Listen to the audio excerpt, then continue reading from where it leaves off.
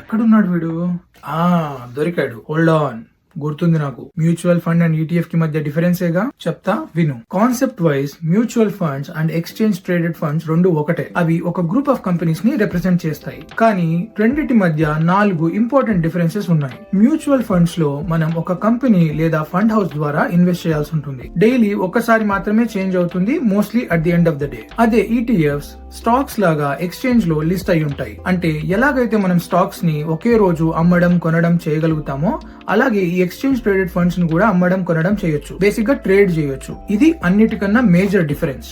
Next difference, mutual fund fee కొంచెం ఎక్కువ ఉంటుంది when compare to ETF fee. తర్వాత మ్యూచువల్ ఫండ్ కి ఒక మినిమం ఇన్వెస్ట్మెంట్ అమౌంట్ ఉంటుంది. అంటే యూజువల్ గా 1000 రూపీస్, 5000 రూపీస్, 10,000 రూపీస్ అలా కంపెనీస్ ఒక మినిమం ఇన్వెస్ట్మెంట్ అమౌంట్ ని సెట్ చేస్తాయి. అంతకన్నా తక్కువ మన దగ్గర డబ్బులు ఉంటే మనం ఇన్వెస్టింగ్ చేయలేం. అదే ఈటీఎఫ్స్ కి మినిమం ఇన్వెస్ట్మెంట్ అమౌంట్ ఉండదు. మీరు ఒక్క షేర్ కూడా కొనుక్కోవచ్చు. కొన్ని బ్రోకరేజెస్ అయితే ఫ్రాక్షనల్ షేర్స్ ని కూడా అమ్ముతాయి. అంటే హాఫ్ షేర్, క్వార్టర్ షేర్ అలా అన్నమాట.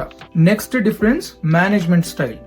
90% of the ETFs index funds ని ట్రాక్ చేస్తాయి, విచ్ ఈస్ ప్యాసివ్లీ మేనేజ్డ్. అంటే ఇండెక్స్ ఫండ్ పెరిగితే ఈటీఎఫ్ పెరుగుతుంది అండ్ వైస్ వర్సా.